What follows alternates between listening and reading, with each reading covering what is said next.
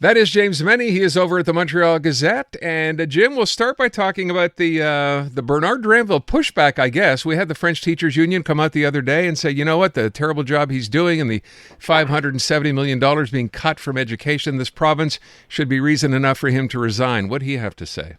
Well, what gets me, Aaron, about all this is that, the union can say what it wants. The Fédération Autonome d'Enseignement, they're the famous union that went on strike for 5 weeks but didn't get any strike pay for its membership. So, I'm not really putting them, I'm not putting a big X by them when it comes to deep thinking. But they said, listen, this guy's on these cuts, this $500 million in cuts to the education system. It's ridiculous.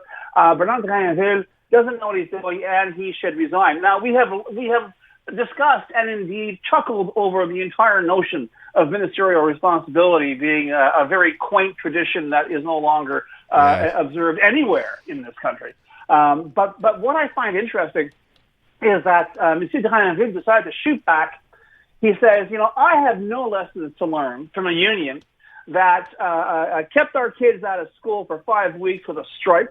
And then this is why I'm mentioning it, and uses the dues of its membership to finance a challenge to the law on secularism. And it's amazing because, Bernard Dranville, it's kind of funny. I'm on the bubble about Bernard Dranville because he kind of got dropped into this portfolio that's just awful. You can't win. And it was a mess before he came in. It'll be a mess after he leaves. Is it Bernard Dranville, or is it a generation after generation of really indifferent, if not outright incompetent education ministers? Who is to say our education system is not a model for the world? But all that said, he could have stopped when he just said, listen, I don't need to hear from the union that kept our kids out. When you go after the cat, Aaron, apparently you're going after Quebec. And we saw Legault do this, God knows how many years. When you go after a CAC policy, you're going after Quebec. So there you go. Not only are you people criticizing my work, you're using your union dues to challenge, a fundamental Quebec law that, of course, they say all Quebecers wanted. It was never on anyone's agenda except that of the CAC.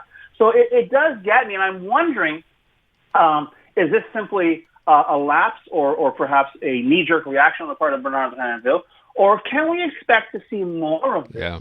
From the increasingly beleaguered government of François Legault, that no, you're not criticizing me, you're not criticizing my cabinet, you are criticizing the essence of Quebec, you are criticizing who we are, which is of course absolute demonstrable rubbish from one end to another, but yet here we are. And I got to tell you, even on this lovely Fête Nationale, where it's only 115 outside, As I was mentioning to our lovely producer Alice, ça fait chaud en titi, Aaron. It's like je blague pas là. It's really bad out there. Ouais, c'est vrai ça, ouais. Ben ouais, hey, il est cancellé le concert au cause de la chaleur. Ouais, j'ai vu ça, ouais. Hey. Yeah, so that's like serious stuff, But no, it just bothers me. It bothers me because this is a government that really thinks Quebecers are idiots. This is a government that really thinks Quebecers are exceptionally stupid and will buy whatever they have to sell. And maybe that worked in 2018. Maybe that worked with the impetus of the pandemic. But my God, I mean, there are numbers. They're almost in negative numbers now, and we're stuck with them for more than a year. Can you guys not come up with a new script? Given the number of apparatchiks that you've hired, given the number of hangers-on that you have in government, can you not come up with a new cassette between now and October? We'll only have to see. Jim, clearly, you're asking the question, but it's rhetorical because no, they can't. They've proven this over and over again. You're always going to fall back on this, it's a challenge to Quebec, and say it has nothing to do with that. But when that's the only trick you have in your bag of tricks, what are you going to do? It's always going to be there. That's your fallback. Just like it is anytime something comes up, elsewhere, which is apparently, pulling the old, well, wait a sec, what about, taking care of French and et cetera? If it's not that, then it's challenging any of the secular laws or anything else. So why would we expect anything different? Which of course falls under the aegis of the absolutely essential, Quebecois French expression, Quebec bashing. Yeah, exactly. Yeah. That's still there too. All right, let's talk about what we didn't get to yesterday. Pretty embarrassing. I don't know. Black eye for the city. I'm not sure. We had these portable toilets. $300,000 to stick portable public toilets. Not portable. Sorry, excuse they're me. not. Sorry, they're not Cleaning. portable. They're not portable. They're not portable. They're fixed in place. They're not portable. They're supposed to be self-cleaning. They may be self-cleaning if they work, but they don't work, so don't do that either. They're $300,000 a pop. Yeah. And I think we have 10 of them, and we have more on order, Aaron. And here we are. I mean, my God, did you ever need a more appropriate metaphor for this city? I know people like to call the show and talk about world-class city, blah, blah, blah, blah, blah. And I think of those callers. There's this. I don't know if you see this account on Instagram. I think it's called Old Canada Clips, and they've got these old NSB clips of Montreal in the 1960s. Joie de vivre is the first North America. Blah blah blah blah blah. And you look at that and you're going, my God, that's what these people are remembering because it's not there. But my God, here we are, 2025. They can't get the plumbing to work, Aaron. You know what I mean? They decide to put public toilets out there, but they don't work. And it's so funny because it's ever a tradition in this town.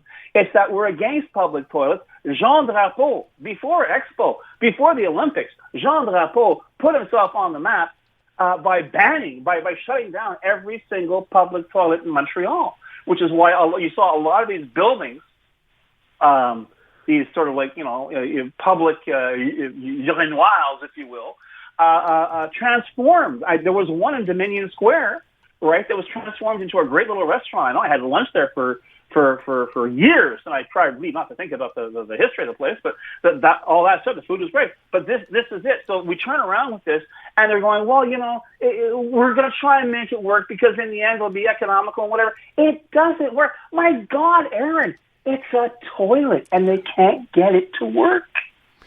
And they're only $300,000 a pop, so it's not like they cost a lot of money. I mean, it's embarrassing, and the fact that we have more on order. Maybe you could stick these toilets on those electric buses that we don't use either.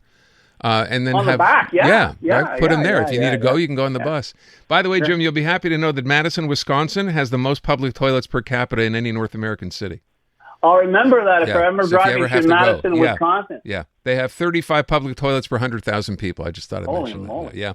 All right, listen, we started talking yesterday. This has been the most fun in a while when we talk to listeners, asking people, remembering their first summer job or best or worst summer jobs. And some of them have been, they were all great.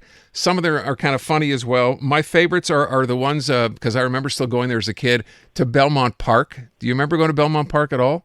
Well, no, I don't remember going, but I remember Belmont Park. I do. I took the 17 bus. You go to Cartierville. You go to Belmont Park for the day. Yeah, it was a lot of fun. So there was a 10-year-old. Maybe this is my favorite one. There was a 10-year-old who said one day saw some people getting on a bus. So the next day he went back to go on the bus. He ended up picking tomatoes because that's what they were picking up, day laborers. Yeah. And then his dad found out, and his dad was, hey, nice going. You got a job. Who had no idea what he was doing.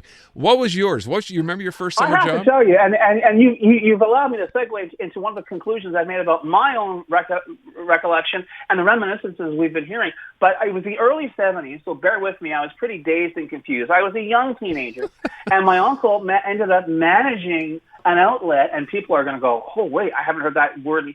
An outlet of the Pop Shop, which was a soft drink retail place, right? Okay. I don't know. I was somewhere between 14 and 60. It's like I say, Aaron, it's a bit hazy, okay? But all that said, okay, I learned how to count cash. I learned how to do a float. I learned how to take a deposit, a store deposit, and deposit it and not get killed. I learned how to unload trucks, reload trucks. I learned how to control inventory. And I wasn't even 16 yet. And what really made, I learned two big lessons. The first was because it was fun sometimes, but a lot of times it was completely boring. And I'd be sitting there just bored to tears saying, when I grow up, I could still say it back then, I'm never going to have a job where I'm going to be bored. And I'm so lucky that I was able to follow through on that. Interesting. But thinking of my experiences, Aaron, and the condition I was in, listening to some of the reminiscences of our listeners, my God, can you imagine if we tried to do that today? Yeah. We'd all be arrested. We'd all be picked up by the CNESST or the Labor Ministry. Yeah. Half of this stuff would be completely illegal. Guy gets on a bus, he's what? You said he's 10? 10 or 11, yeah. Tomato, 10 or 11? Yeah. Okay. Can you imagine the headlines on that today? Can you imagine the DPG getting involved? Yeah. It's just amazing how the world has changed, and perhaps not necessarily for the better. Yeah. I did learn a lot of things. I learned responsibility, and of course, you learned a practicality, because on Thursday, our payday, and I told you yesterday, we had pay packets. On Thursday was payday, right? And me and my boys, because my friends got, when we had to unload trucks, I get my friends to come work with me.